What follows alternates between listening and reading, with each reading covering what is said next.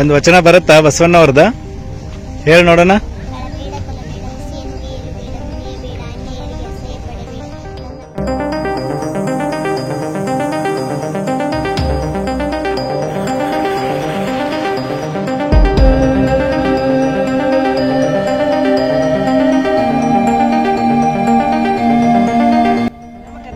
ಡೆಕ್ಕನ್ ಪ್ರಸ್ಥಭೂಮಿಯ ಅತಿ ದೊಡ್ಡ ಸ್ಟ್ಯಾಚ್ಯೂಗಳಲ್ಲಿ ಇದು ಒಂದಂತ ಹೇಳಿದ್ರೆ ತಪ್ಪಾಗ್ಲಾರದು. ಅಷ್ಟು ದೊಡ್ಡ ಸ್ಟ್ಯಾಚ್ಯೂ ಇದೆ ಇಲ್ಲಿ.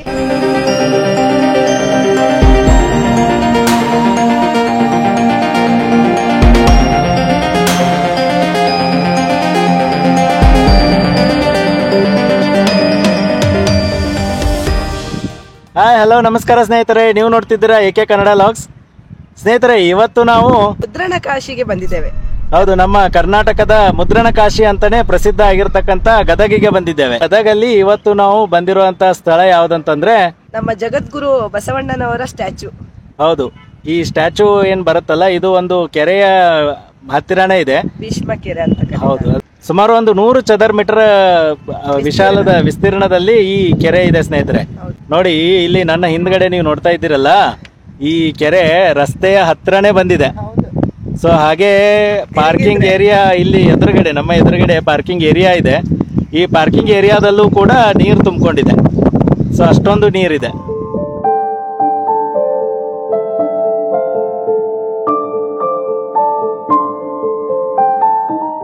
ಸ್ನೇಹಿತರೆ, ಹಾಗೆ ಈ ಶ್ರೀ ಬಸವಣ್ಣನವರ ಏನು ಮೂರ್ತಿ ಇದೆ ಅಲ್ಲ, ಎಷ್ಟೊಂದು ವಿಶಾಲವಾಗಿ ಎತ್ತರವಾಗಿದೆ ಅಂತಂದ್ರೆ, ಈ ಬಸವ ಕಲ್ಯಾಣದಲ್ಲಿ ಏನು ಕುಳಿತಿರೋ ಭಂಗಿಯಲ್ಲಿರ್ತಕ್ಕಂಥ ನಮ್ಮ ಬಸವಣ್ಣವರ ಸ್ಟ್ಯಾಚ್ಯೂ ಇದೆಯಲ್ಲ, ಅದಕ್ಕಿಂತ ಒಂದು 8 ಅಡಿ ಹೈಟೇ ಇದೆ ಇದ್ರದ್ದು.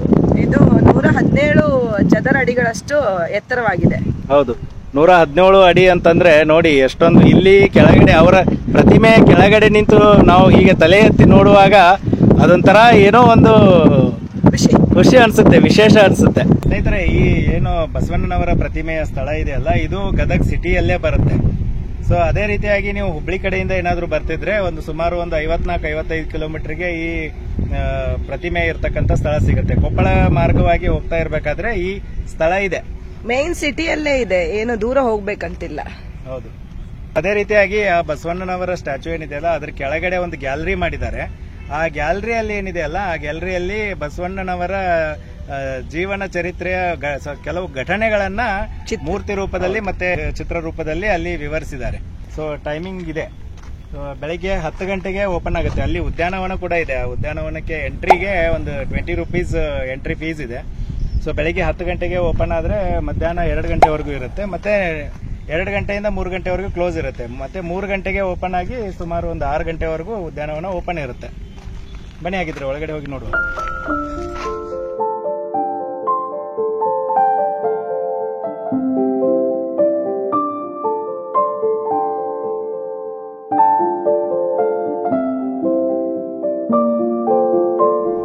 ಒಬ್ಬರಿಗೆ 20 ರೂಪಾಯಿ ರೀ? ಹೌದಾ, 2. Okay, thank you. ಉದ್ಯಾನವನ ಚೆನ್ನಾಗಿ ಮೇಂಟೈನ್ ಮಾಡಿದ್ದಾರೆ. ಉದ್ಯಾನವನ ತುಂಬಾ ಸುಂದರವಾಗಿ ಮೇಂಟೈನ್ ಮಾಡಿದ್ದಾರೆ. ಒಂದಿನ ಪಿಕ್ನಿಕ್ ತರ ಇಲ್ಲಿ ಕಾಲ ಕಳೀಬಹುದು.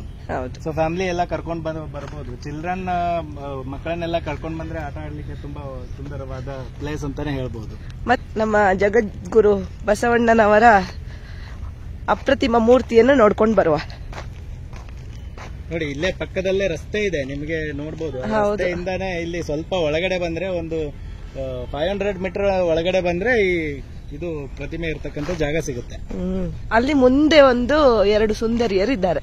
ಹೌದು, ಅದು ನೀರು ಕೆರೆಗೆ ನೀರು ಬಿಡ್ತಕ್ಕಂತ ಪ್ರತಿಮೆಗಳ ರೂಪ ಇದೆ ಅದು. ಹೌದು, ನಮ್ಮ ಕರ್ನಾಟಕದ ಡೆಕ್ಕನ್ ಪ್ರಸ್ಥಭೂಮಿಯ ಅತಿ ದೊಡ್ಡ ಸ್ಟ್ಯಾಚ್ಯೂಗಳಲ್ಲಿ ಇದು ಒಂದಂತ ಹೇಳಿದ್ರೆ ತಪ್ಪಾಗ್ಲಾರದು. ಅಷ್ಟು ದೊಡ್ಡ ಸ್ಟ್ಯಾಚ್ಯೂ ಇದೆ ಇಲ್ಲಿ. ಬನ್ನಿ, ಅದನ್ನು ಎಕ್ಸ್ಪ್ಲೋರ್ ಮಾಡೋಣ. ಕಳಬೇಡ, ಕೊಲಬೇಡ, ಹುಸಿಯ ನುಡಿಯಲು ಬೇಡ, ಮುನಿಯ ಬೇಡ, ಅನ್ಯರಿಗೆ ಅಸಹ್ಯ ಪಡಬೇಡ, ತನ್ನ ಬಣ್ಣಿಸಬೇಡ, ಇದಿರು ಹಳಿಯಲು ಬೇಡ. ಇದೇ ನಮ್ಮ ಅಂತರಂಗ ಶುದ್ಧಿ, ಇದೇ ನಮ್ಮ ಬಹಿರಂಗ ಶುದ್ಧಿ, ಇದೇ ನಮ್ಮ ಕೂಡಲ ಸಂಗಮನೊಲಿಸುವ ಪರಿ ಅಂತ ವಿಶ್ವಕ್ಕೆ ಸಾರಿದಂತ ವಿಶ್ವಗುರು ಬಸವಣ್ಣನವರ ಪ್ರತಿಮೆಯನ್ನ ನೋಡಿ, ಎಷ್ಟೊಂದು ಎತ್ತರವಾದ ಪ್ರತಿಮೆ. ಇದು ನಮ್ಮ ಗದಗಲ್ಲಿ ಇರತಕ್ಕಂಥದ್ದು ಒಂದು ಹೆಮ್ಮೆನೆ.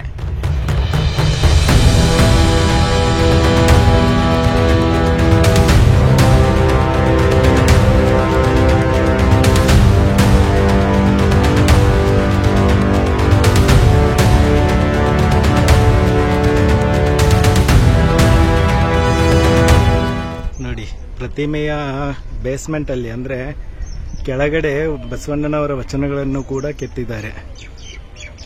ನೋಡಿ ಎಷ್ಟೊಂದು ದೊಡ್ಡ ಪ್ರತಿಮೆ ಇದು ಅಲ್ಲ. ಹೌದು, ನೋಡಿ ಪ್ರತಿಮೆ ಇಲ್ಲಿಂದ ಹೇಗೆ ಕಾಣುತ್ತೆ ಅಂತ. ವಾಹ್, ಅದ್ಭುತ. ಕಾಲು ಬೆರಳುಗಳನ್ನ ನೋಡು ಎಷ್ಟು ದೊಡ್ಡ ದೊಡ್ಡದಿದೆ ಅಲ್ಲ. ನೋಡಿ, ನಿಮಗೆ ಸೈಜ್ ಅಂದಾಜ್ ಆಗ್ತಿರ್ಲಿಕ್ಕಿಲ್ಲ ವಿಡಿಯೋದಲ್ಲಿ. ನೋಡಿ, ನನ್ನ ಕೈ ಇಷ್ಟು ದೊಡ್ಡದಿದೆ ಬೆರಳು. ಒಂದೇ ಬೆರಳು ಇಷ್ಟು ದೊಡ್ಡದಿದೆ ಅಂದ್ರೆ ಪ್ರತಿಮೆ ಎಷ್ಟು ದೊಡ್ಡದಿರ್ಬೋದು ಊಹಿಸ್ಕೊಳ್ಳಿ. ಸಿಮೆಂಟಿನ ಪ್ರತಿಮೆ ಅಲ್ಲ ಇದು? ಹೌದು, ಒಳಗಡೆ ಕಬ್ಬಿಣದ ಬೀಮ್ಸ್ ಗಳಿದಾವೆ. ಸೊ ಮೇಲೆ ಸಿಮೆಂಟಿನ ಇದನ್ನ ಮಾಡಿದ್ದಾರೆ. ಮತ್ತೆ ಮೇಲೆ ಅದು ಗೋಲ್ಡನ್ ಕಲರ್ ಪಾಲಿಶ್ ಮಾಡಿದ್ದಾರೆ. ಹೌದು, ಕಂಚಿನ ತರ ನೋಡ್ಲಿಕ್ಕೆ ಕಂಚಿನ ಪ್ರತಿಮೆ ತರ ಕಾಣುತ್ತೆ. ಹೌದು, ನೋಡಿ ಇಲ್ಲಿಂದ ವ್ಯೂ ನೋಡಿ. ಅಲ್ಲಿ ಕೆರೆ ಇದೆ, ಭೀಷ್ಮ ಕೆರೆ. ಇದು ಉದ್ಯಾನವನ.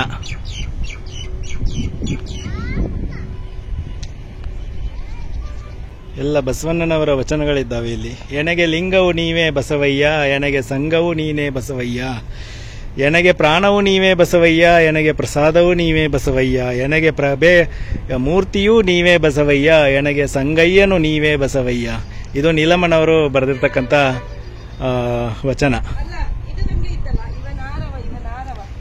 ಹೌದು, ಇದು ಅಂದ್ರೆ ಅಸ್ಪೃಶ್ಯತೆ ಮತ್ತು ಇದನ್ನ ಜಾತಿ ಭೇದ ಭಾವಗಳನ್ನು ಹೋಗಲಾಡಿಸಲು ಈ ವಚನವನ್ನ ಹೇಳ್ತಾರೆ ಅವರು. ಹೌದು, ನಾವು ಚಿಕ್ಕವರಿದ್ದಾಗ ಸ್ಟಡಿ ಮಾಡ್ಲಿಕ್ಕೆ ಎಲ್ಲ ಪಠ್ಯಪುಸ್ತಕದಲ್ಲಿ ಇತ್ತು. ಇನ್ನೊಂದೇನು ಗೊತ್ತಾ, ಆಗಿನ ಕಾಲದಲ್ಲಿ ಎಷ್ಟು ಜ್ಞಾನ ಇತ್ತಲ್ಲ ಅವರಿಗೆಲ್ಲ. ಕಂಪ್ಯೂಟರ್ ಇರ್ಲಿಲ್ಲ, ಏನೂ ಇರ್ಲಿಲ್ಲ. ಆ ಕಾಲದಲ್ಲಿ ಅವರು ಎಷ್ಟು ಜ್ಞಾನದ ಭಂಡಾರವನ್ನು ತಲೆಯಲ್ಲಿ ಇಟ್ಕೊತಿದ್ರು. ಈಗ ನಾವು ಅದಕ್ಕೆ ಅವರು ವಿಶ್ವಗುರು ಆದಂತವರು. ಹೌದು, ಅವರೆಲ್ಲ ಅಜರಾಮರರು. ಬೆಟ್ಟದ ಮೇಲೊಂದು ಮನೆಯವ ಮಾಡಿ ಮೃಗಗಳಿಗೆ ಅಂಜಿದಡೆಂತಯ್ಯ, ಸಮುದ್ರದ ತಡಿಯಲೊಂದು ಮನೆಯ ಮಾಡಿ ನೊರೆ ತೊರೆಗಳಿಗೆ ಅಂಜಿದಡೆಂತಯ್ಯ, ಸಂತೆಯೊಳಗೊಂದು ಮನೆಯ ಮಾಡಿ ಶಬ್ದಕ್ಕೆ ನಾಚಿದಡೆಂತಯ್ಯ, ಚನ್ನಮಲ್ಲಿಕಾರ್ಜುನ ದೇವ ಕೇಳಯ್ಯ, ಲೋಕದೊಳಗೆ ಹುಟ್ಟಿದ ಬಳಿಕ ಸುತ್ತಿ ನಿಂದೆಗಳು ಬಂದೆಡೆ ಮನದಲ್ಲಿ ಕೋಪವ ತಾಳದೆ ಸಮಾಧಾನಿಯಾಗಿರಬೇಕು.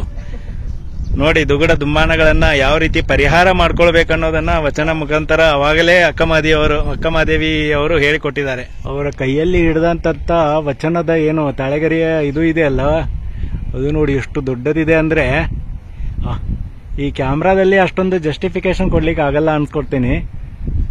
ಆದ್ರೆ ಇಲ್ಲಿಂದ ನೋಡುವಾಗ ಎಷ್ಟೊಂದು ದೊಡ್ಡದಿದೆ ಅಂದ್ರೆ ಅದು ಕಣ್ಣಿಗೆ ಹಬ್ಬ. ಸ್ನೇಹಿತರೆ, ನೀವು ಒಮ್ಮೆ ಆದ್ರೂ ಇಲ್ಲಿ ಬಂದು ಈ ಪ್ರತಿಮೆಯನ್ನ ಕಣ್ ತುಂಬಿಕೊಳ್ಬೇಕು.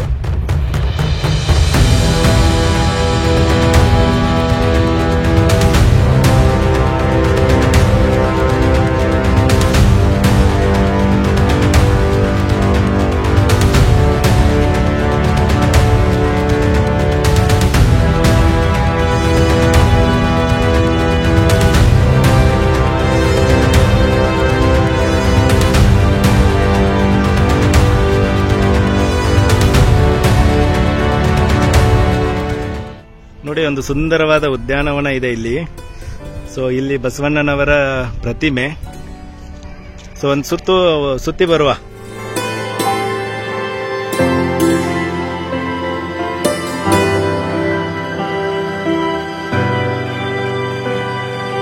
ಅಲ್ಲಿ ಸೂರ್ಯ ಪಶ್ಚಿಮದ ಕಡೆಗೆ ಮುಖ ಮಾಡಿ ನಿಂತಿದ್ದಾನೆ. ಸೊ ಹಾಗಾಗಿ ಪ್ರತಿಮೆಯ ಮೇಲೆ ನೋಡಿ ಸೂರ್ಯನ ಕಿರಣಗಳು ಹೇಗೆ ಬೀಳ್ತಾ ಇದ್ದಾವೆ.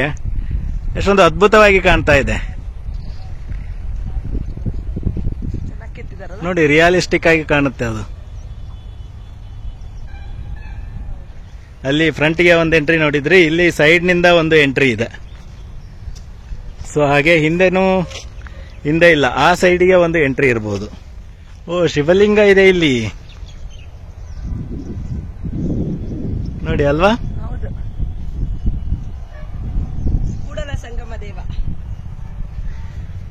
ಸಂಗಮನಾಥ. ಹೌದು, ನಾವು ಸಂಗಮನಾಥದ್ದು ಸಹ ವಿಡಿಯೋ ಮಾಡಿದ್ದೇವೆ. ಅದನ್ನು ಲಿಂಕ್ ಡಿಸ್ಕ್ರಿಪ್ಷನ್ ಅಲ್ಲಿ ಕೊಟ್ಟಿರ್ತೇವೆ. ಆ ವಿಡಿಯೋನ ನೀವು ನೋಡಿ, ಚೆನ್ನಾಗಿದೆ. ಅದನ್ನು ಬಸವಣ್ಣನವರ ನುಡಿ ಒಂದಿದೆಯಲ್ಲ, ಅದು ನಾವು ಯಾವಾಗ್ಲೂ ಹೇಳ್ತಾ ಇರ್ತೇವೆ. ಯಾವ್ದದ? ಅದೇ ಕಾಯಕವೇ ಕೈಲಾಸ. ನೋಡಿ, ಇಲ್ಲಿಂದ ಕೂಡ ಒಂದು ಎಂಟ್ರಿ ಇದೆ. ದೊಡ್ಡದಾಗಿ 3 ಎಂಟ್ರಿ ಇದೆ. ಹೌದು. ಇಲ್ಲಿ ಕೆಳಗಡೆ ನಿಂತು ನೋಡ್ಬೇಕಾದ್ರೆ ಆ ಪ್ರತಿಮೆ ಅದ್ಭುತನೇ ಸರಿ ಸ್ನೇಹಿತರೆ, ಅಷ್ಟೊಂದು ಸುಂದರವಾಗಿ ನಿರ್ಮಾಣ ಮಾಡಿದ್ದಾರೆ. ಈ ಪ್ರತಿಮೆಯನ್ನ ನಿರ್ಮಾಣ ಮಾಡಿರ್ತಕ್ಕಂತ ಶಿಲ್ಪಿಗಳಿಗೆ ನಮ್ಮದೊಂದು ದೊಡ್ಡ ಸಲ್ಯೂಟ್. ಆಗಿನ ಕೈಯಲ್ಲಿ ತಾಳೆಗರಿಯ ಹೌದು, ಅವರು ಬರೀತಿದ್ರಲ್ಲ ವಚನಗಳನ್ನ, ಅದು ವಚನವನ್ನ ಹಿಡಿದಿದ್ದಾರೆ ಕೈಯಲ್ಲಿ. ಪಾರಿವಾಳಗಳು ಒಂದು ತಲೆಯ ಮೇಲೆ ಎಲ್ಲ ಹೋಗಿ ಕೂತ್ಕೊಂಡಿದ್ದಾವೆ. ಮತ್ತೆ ಹಾಗೆ ಇಲ್ಲಿ ನೋಡಿ, ಇಲ್ಲೊಂದು ಪಾರಿವಾಳ ಕೂತಿದೆ.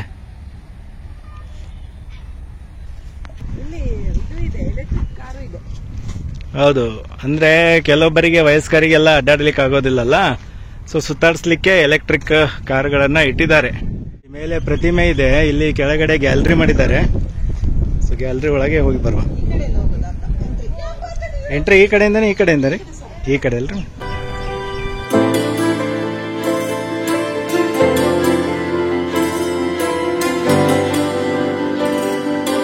ನೋಡಿ, ಇಲ್ಲಿ ಬಸವಣ್ಣನವರ ಜನನ ಆಗಿದ್ದಂತಲ್ಲ ಡಿಪಿಕ್ಟ್ ಮಾಡಿದ್ದ, ಇಲ್ಲಿ ಬರೆದಿದ್ದಾರೆ ನೋಡಿ. ಬಸವಣ್ಣನವರ ಜನನ, ಮಾದಲಾಂಬಿಕೆ ಮತ್ತು ಮಾದರಸ ಅಕ್ಕ ನಾಗಲಾಂಬಿಕೆ. ಇಲ್ಲಿ ನಾಗರ ಕಟ್ಟೆಗೆ ಹಾಲೆರಿತಾ ಇರೋದು. ಇಲ್ಲಿ ಶಿವಲಿಂಗಕ್ಕೆ ಪೂಜೆ ಮಾಡ್ತಾ ಇದ್ದಾರೆ. ಬಸವಣ್ಣನವರು ಬಾಲಕನನ್ನು ರಕ್ಷಿಸುವುದು. ಹೌದು. ಇಲ್ಲಿ ಲಕ್ಕುಂಡಿಯಲ್ಲಿರ್ತಕ್ಕಂಥ ಮಾಣಿಕೇಶ್ವರ ದೇವಾಲಯದ ಚಿತ್ರ ಇದೆ ಇಲ್ಲಿ.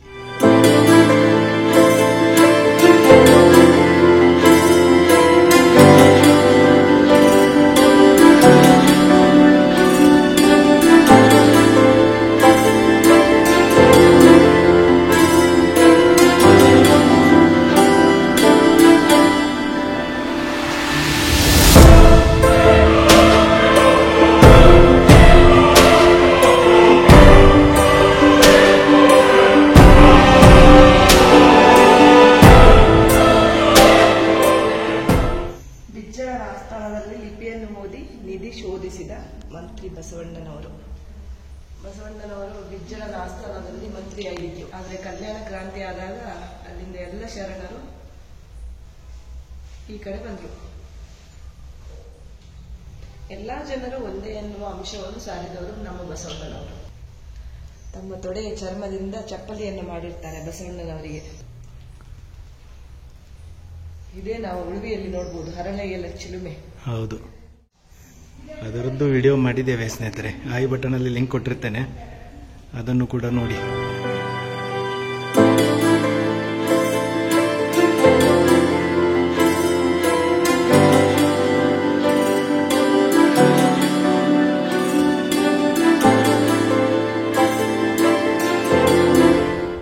ಇದು ನೋಡಿ. ಆಮೇಲೆ ಅವರಿಗೆ ಅಲ್ಲಿಂದ ಬಿಜ್ಜಳನ ಆಸ್ಥಾನದಲ್ಲಿ ಅಂತರ್ಜಾತಿ ವಿವಾಹ ಮಾಡ್ತಾರಲ್ಲ, ಸೊ ಅನಂತರ ವಿವಾಹದಿಂದ ರೊಚ್ಚಿಗೆದ್ದ ಜಾತಿವಾದಿಗಳು ವಧುವರರನ್ನ ಆನೆ ಕಾಲಿಗೆ ಕಟ್ಟಿ ಎಳೆಸಿ ಎಳೆಹೊಟ್ಟೆ ಶಿಕ್ಷೆಯನ್ನು ಕೊಡ್ತಾರೆ.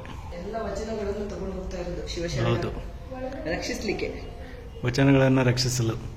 ಅವನನ್ನ ವಚನಗಳನ್ನ ಸುಡಬೇಕಂತ ಆದೇಶ ಮಾಡ್ತಾನೆ ಅವನು ಅರಸ. ಕಲ್ಯಾಣದಲ್ಲಿ ಜರುಗಿದ ಹತ್ಯಾಕಾಂಡದ ಕಾರಣವಾಗಿ ಶರಣರು ವಚನ ಸಂಪತ್ತನ್ನು ಸಂರಕ್ಷಿಸಲು ಉಳವಿಯತ್ತ ಧಾವಿಸ್ತಾರೆ. ಸೊ ಉಳವಿ ಕೇವ್ಗಳಲ್ಲಿ, ಅಲ್ಲಿ ಮಹಾಮನೆ ಇದೆಯಲ್ಲ, ಅಲ್ಲಿ ಅವನನ್ನು ಸ್ಟೋರ್ ಮಾಡ್ತಾರೆ. ಸೊ ಹಾಗೆ ಉಳವಿ ಗುಹೆಗಳು, ಉಳವಿ ಕೇವ್ಗಳ ಬಗ್ಗೆನೂ ವಿಡಿಯೋ ಮಾಡಿದ್ದೇವೆ ಸ್ನೇಹಿತರೆ. ಸೊ ಅದು ಕೂಡ ನಾನು ಡಿಸ್ಕ್ರಿಪ್ಷನಲ್ಲಿ ಹಾಕಿರ್ತೇನೆ ಲಿಂಕನ್ನು. ಸೊ ಕ್ಲಿಕ್ ಮಾಡಿ ನೀವು ನೋಡ್ಬೋದು. ಬಸವಣ್ಣನವರು ನೋಡಿ ಕೂಡಲ ಸಂಗಮದಲ್ಲಿ ಕೊನೆಯದಾಗಿ ಲಿಂಗೈಕ್ಯರಾಗ್ತಾರೆ. ಹಾಗೆ ಸ್ನೇಹಿತರೆ, ಇಲ್ಲಿ ಬಂದ್ರೆ ಈ ಸ್ಟ್ಯಾಚು ಹತ್ರ ಬಂದಾಗ ಇಲ್ಲಿ ನಿಮಗೆ ಪ್ರವಾಸಿ ಮಿತ್ರ ಅಂತ ಹೇಳಿ ಗೌರ್ಮೆಂಟ್ ಡಿಪಾರ್ಟ್ಮೆಂಟ್ನಿಂದ ಒಬ್ರು ಇರ್ತಾರೆ. ಸೊ ಅವರು ನಿಮಗೆ ತುಂಬಾ ಮಾಹಿತಿಯನ್ನ ಹೇಳ್ಕೊಡ್ತಾರೆ. ಸೊ ಈ ಪ್ರವಾಸಿ ಸ್ಥಳಗಳಾಗಿರ್ಬೋದು, ಬಸವಣ್ಣನ ಸ್ಟ್ಯಾಚು ಬಗ್ಗೆ ಅಷ್ಟೇ ಅಲ್ಲದೆ ಸೊ ಇಲ್ಲಿ ಸುತ್ತಮುತ್ತ ಇರ್ತಕ್ಕಂತ ಎಲ್ಲ ಪ್ರವಾಸಿ ತಾಣಗಳ ಬಗ್ಗೆ ಅವರು ಮಾಹಿತಿಯನ್ನ ನೀಡ್ತಾರೆ. ನಮಗೂ ಕೂಡ ಮಾಹಿತಿ ಕೊಟ್ಟರು, ತುಂಬಾ ಒಳ್ಳೆ ಮಾಹಿತಿಯನ್ನ ನೀಡಿದ್ರು. ನೋಡಿ, ಮೇಂಟೆನೆನ್ಸ್ ಕೂಡ ಒಳ್ಳೆ ಮೇಂಟೆನೆನ್ಸ್ ಮಾಡ್ತಾರೆ. ಉದ್ಯಾನವನವನ್ನ ನೀಟಾಗಿ ಇಟ್ಕೊಂಡಿದ್ದಾರೆ ನೋಡಿ. ಇಲ್ಲಿ ಮೇಂಟೆನೆನ್ಸ್ ಕಾರ್ಯ ನಡೀತಾ ಇದೆ. ಏನದಾರ ಅವ್ರು ಬಸವಣ್ಣನವ್ರು? ಹಾ, ಒಂದು ವಚನ ಬರುತ್ತಾ ಬಸವಣ್ಣವ್ರದ? ಹೇಳಿ ನೋಡೋಣ. ಬೇಡ ಕೊಲಬೇಡ, ಹಸಿಯ ನುಡಿಯಲು ಬೇಡ, ಮುನಿಯಬೇಡ, ಅನ್ಯಾಯರಿಗೆ ಅಸಹ್ಯ ಪಡಬೇಡ, ತನ್ನವರ ಬಣ್ಣಿಸಬೇಡ, ಇದಿರು ಅಳಿಯಲು ಬೇಡ. ಇದೇ ಅಂತರಂಗ ಶುದ್ಧಿ, ಇದೇ ಬಹಿರಂಗ ಶುದ್ಧಿ, ಇದೇ ನಮ್ಮ ಕೂಡಲ ಸಂಗಮ ದೇವ ನೆಲೆಸುವ ಕವಿ. ವೆರಿ ಗುಡ್ ಶಬಾಷ್. ಎಷ್ಟನೇ ಕ್ಲಾಸ್ ಅಪ್ಪಿ? 7th ಓದ್ತಿದ್ಯಾ? ಯಾವ ಸ್ಕೂಲು? ಸರ್ಕಾರಿ ಹಿರಿಯ ಪ್ರಾಥಮಿಕ. ನಾ ಅನ್ಕೊಂಡೆ ಸರ್ಕಾರಿ ಶಾಲೆಯ ಮಕ್ಕಳೇ ಅಷ್ಟೊಂದು ಹುಷಾರಾಗಿರೋದು. ಗುಡ್. ನೋಡಿ, ನಾನು ಅನ್ಕೊಂಡಿದ್ದೆ ಈಗಿನ ಮಕ್ಕಳಿಗೆ ಈ ವಚನಗಳೆಲ್ಲ ಬರೋದಿಲ್ಲ ಅನ್ಕೊಂಡು. ಸೊ ಆದರೆ ಅಲ್ಲಿ ಏನು ನಮ್ಮ ಸರ್ಕಾರಿ ಶಾಲೆಯ ಮಕ್ಕಳು ಕೂತಿದ್ರು. ಸೊ ಎಷ್ಟು ಚೆನ್ನಾಗಿ ವಚನವನ್ನ ಹೇಳಿದ್ರು, ತುಂಬಾ ಖುಷಿ ಆಯ್ತು ನಮಗೂ ಕೂಡ. ನೋಡಿ, ಉದ್ಯಾನವನದಿಂದ ಹೊರಗಡೆ ಬಂದ್ವಿ ಇಲ್ಲಿ. ಸೊ ಒಂದು ವಾಕ್ ಹೋಗ್ಬೋದು. ನೋಡಿ ಎಷ್ಟೊಂದು ಸುಂದರವಾಗಿದೆ ಅಂದ್ರೆ, ಎರಡೂ ಬದಿಗೆ ನೀರಿದೆ, ಮಧ್ಯದಲ್ಲಿ ರಸ್ತೆ ಹೋಗುತ್ತೆ. ಸೊ ಸಾಯಂಕಾಲ ಅಷ್ಟೊತ್ತಿಗೆ ಇಲ್ಲಿ ಒಂದು ವಾಕ್ ಮಾಡಿದ್ರೆ ತುಂಬಾ ಖುಷಿ ಆಗುತ್ತೆ. ಒಂದು ಒಳ್ಳೆಯ ವಾಕ್. ಹೌದು. ಹಕ್ಕಿಗಳ ನಾದ ನೋಡಿ, ಸೌಂಡ್, ಶಬ್ದ. ಆಗ್ತಿದ್ದಂಗೆ ಒಳ್ಳೊಳ್ಳೆ ಪಕ್ಷಿಗಳು ಬರ್ತದೆ ಇಲ್ಲಿ. ನಡುಗಡ್ಡೆ ಇದೆಯಲ್ಲ, ಅಲ್ಲೊಂದು ಬಾತುಕೋಳಿ ಇದೆ ನೋಡಿ. ಇಲ್ಲಿ ಅಲ್ಲಿ ನೋಡಿ, ಮಧ್ಯಕ್ಕೆ ನಿಂತಿದೆ. ಹೌದು. ಒಂದು ಕ್ವಾಲಿಟಿ ಟೈಮ್ ಸ್ಪೆಂಡ್ ಮಾಡ್ಬೋದು ಇಲ್ಲಿ ಈವ್ನಿಂಗ್ ಬಂದ್ರೆ. ಆಕ್ಚುಲಿ ಇಷ್ಟೊತ್ತಿಗೆ ಬರಬೇಕು. ಬೋಟಿಂಗ್ ಎಲ್ಲ ಇದ್ರೆ ಇನ್ನೂ ಸಖತ್ತಾಗುತ್ತೆ. ಹೌದು, ಬೋಟಿಂಗ್ ಇತ್ತು, ಈಗ ಬಂದ್ ಮಾಡಿದಾರಂತೆ ಬೋಟಿಂಗ್. ಬೋಟ್ಗಳು ನೋಡಿ ಇಲ್ಲೆಲ್ಲ ಕೆಟ್ಟು ನಿಂತಿದ್ದಾವೆ. ಇಟ್ಕೊಂಡು ಹೋಗೋ ಒಂದು. ಇಲ್ಲ, ಅದು ಹಾಳಾಗಿದೆ ಬೋಟ್ಗಳು. ಅದನ್ನ ನೀರಲ್ಲಿ ಹಾಕಿದ್ರೆ ನಾವು ನೀರು ಅಡಿಗೆ ಹೋಗ್ತೀವಿ. ನೋಡಿ ಸ್ನೇಹಿತರೆ, ಈಗ ಸಾಯಂಕಾಲ ಆಯ್ತು. ಸಾಯಂಕಾಲ 5 ಗಂಟೆ, 2 ಗಂಟೆ ನಾವು ಇಲ್ಲಿ ಟೈಮ್ ಹೆಂಗ್ ಕಳೆದ್ವಿ ಅಂತಾನೆ ಗೊತ್ತಾಗ್ಲಿಲ್ಲ. ಬಿಸಿಲಿಗೆ ಬಂದ್ವಿ, ಈಗಂತೂ ತಣ್ಣಗಾಯ್ತು. ಹೌದು, 5 ಗಂಟೆ ಆಗ್ತಿದ್ದಂಗೆ ಸೂರ್ಯಾಸ್ತ ಆಗೋ ಸಮಯ ಕೂಡ ಹತ್ರ ಬಂತು. ಸೊ ಕೂಲ್ ಆಗಿದೆ ವಾತಾವರಣ. ನೀವು ಕೂಡ ಒಮ್ಮೆ ಇಲ್ಲಿ ವಿಸಿಟ್ ಮಾಡಿ. ಗದಗಿಗೆ ಬಂದ್ರೆ, ಗದಗ ಹತ್ರ ಹೋಗ್ತಾ ಇದ್ರೆ ಇಲ್ಲಿ ಒಂದು ವಿಸಿಟ್ ಮಾಡಿ ಹೋಗೋದು ಒಳ್ಳೇದು. ಅಷ್ಟೊಂದು ಸುಂದರವಾದ ಪ್ರತಿಮೆಯನ್ನ ನಿರ್ಮಿಸಿದ್ದಾರೆ. ಸೊ ಈ ವಿಡಿಯೋ ನಿಮಗೂ ಕೂಡ ಹೇಗೆ ಅನ್ನಿಸ್ತು ಅಂತ ಕಮೆಂಟ್ ಮೂಲಕ ತಿಳಿಸಿ. ಈ ವಿಡಿಯೋ ಇಷ್ಟವಾಗಿದ್ದಲ್ಲಿ ಲೈಕ್ ಮಾಡಿ, ನಿಮ್ಮ ಫ್ಯಾಮಿಲಿ ಫ್ರೆಂಡ್ಸ್ ಗಳ ಜೊತೆ ಶೇರ್ ಮಾಡ್ಕೊಳ್ಳಿ. ಹಾಗೆ ನಮ್ಮ ವಿಡಿಯೋನ ಹೊಸದಾಗಿ ನೋಡ್ತಾ ಇದ್ದೀವಿ, ಸಬ್ಸ್ಕ್ರೈಬ್ ಮಾಡಿ ಅಂತ ಹೇಳ್ತಾ ಇವತ್ತಿನ ವ್ಲಾಗ್ ಇಲ್ಲಿಗೆ ಎಂಡ್ ಮಾಡ್ತಾ ಇದೀವಿ. Bye friends. ಬಾಯ್. ಮತ್ತೆ ಸಿಗೋಣ. Until then take care, tata, ಬಾಯ್.